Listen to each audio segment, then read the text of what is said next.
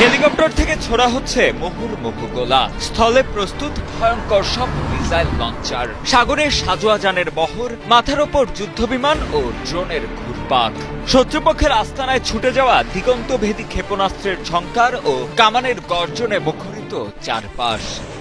এক কথায় সেনাদের তড়িঘড়ি দেখে মনে হতে পারে শুরু হয়ে গেছে যুদ্ধের দামামা। এভাবেই টানা 5 দিনের মহা কর্মযজ্ঞের পর শেষ হলো রাশিয়া বেলারুশের যৌথ সামরিক মহড়া জাপাত 2025।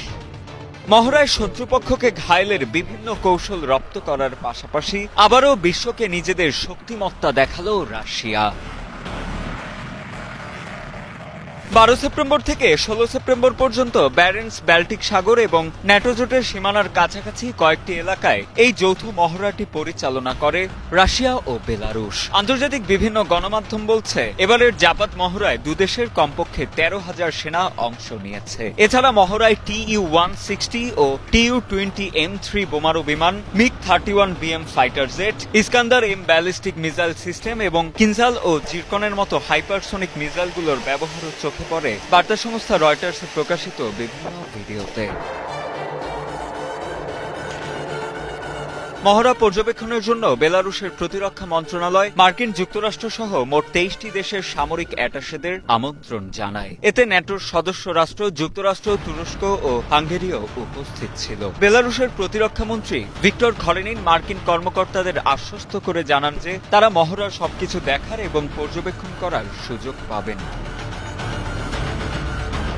এই যৌথ সামরিক মহড়াকে কেন্দ্র করে পশ্চিমা দেশগুলো এবং ন্যাটো জোটের মধ্যে দেখা দিয়েছে তীব্র উদ্বেগ। বিশেষ করে পোল্যান্ডের আকাশসীমায় রাশিয়ার ড্রোন প্রবেশের পর এই মহড়া আরও বেশি উত্তেজনা তৈরি করে।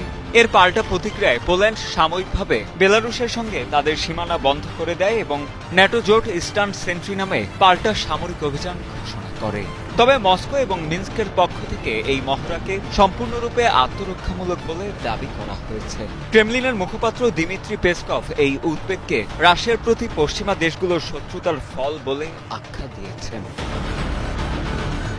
বিশ্লেষকদের ভাষ্য, এই মহড়া কেবল সামরিক প্রশিক্ষণই নয়, বরং এটি রাশিয়া এবং বেলারুশের পক্ষ থেকে ন্যাটোর প্রতি একটি স্পষ্ট বার্তা। সামরিক বিশ্লেষকরা বিশেষত উদ্বেগ প্রকাশ করেছেন, কারণ এই মহড়ার পরিকল্পনায় আরও শক্তিশালী ধ্বংসাত্মক ক্ষমতা সম্পন্ন অস্ত্র ব্যবহারের বিষয়টি অন্তর্ভুক্ত ছিল। 2021 সালের জাপাত মহড়ার পর ইউক্রেন আগ্রাসনের প্রেক্ষাপটে এবারের মহড়াকে ন্যাটো জোটের পূর্ব সীমান্তে ভবিষ্যৎ সংঘাতের একটি সম্ভাব্য ইঙ্গিত হিসেবে দেখছেন বিশ্লেষকেরা।